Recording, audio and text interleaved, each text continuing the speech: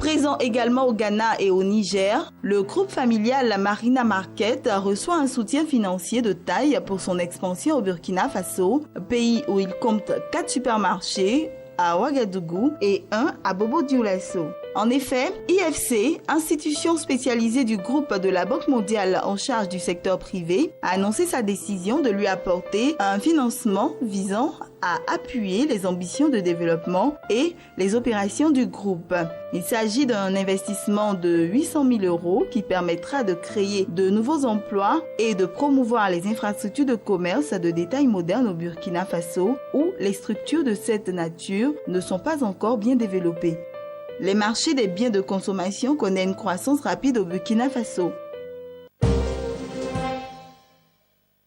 La nouvelle était attendue, mais elle n'était pas moins sévère pour Sifka, groupe agro-industriel ivoirien leader dans le domaine du caoutchouc, de l'huile de palme et du sucre. En raison de la baisse vertigineuse des cours du caoutchouc, passé de 2,1 $ le kilo en début d'année 2014 à 1,5 $ en fin d'année, le géant ouest-africain de l'EVA SIPH, détenu à 55,6% par Sifka et à 21,3% par le pneumaticien français Michelin, a annoncé le 30 avril de très mauvais résultats pour 2014. Le chiffre d'affaires a reculé de 30,5%, passant de 326,2 millions d'euros à 226,7 millions d'euros. Un recul dû entièrement à l'évolution des prix puisque, en volume, les ventes ont légèrement augmenté, plus 1% à 164 400 tonnes.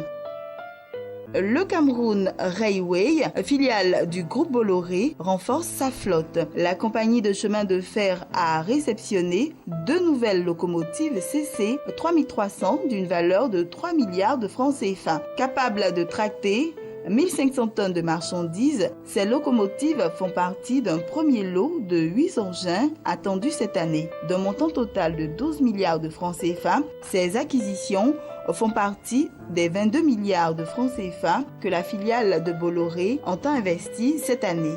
Ce plan d'investissement comprendra également la réhabilitation du matériel roulant et de certains tronçons de la voie ferrée, ainsi que la modernisation des systèmes d'information.